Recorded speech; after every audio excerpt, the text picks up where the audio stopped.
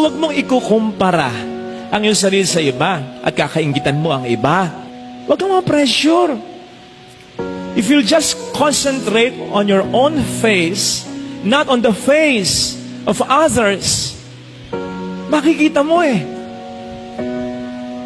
pwedeng parang nauna sila, pero makikita mo rin kung tututukan mo lang talaga. Ito yung sinasabi ko, na yung blessing ng iba, huwag kang magpapanik, huwag kang mag-aalala. Kasi may blessing ka rin, maniwala ka. Hindi nakababawas at lalo tigit, hindi nakakaalis ng blessing mo yung pagpapala na natatanggap ng iba. Makatatanggap ka rin, makikita mo rin.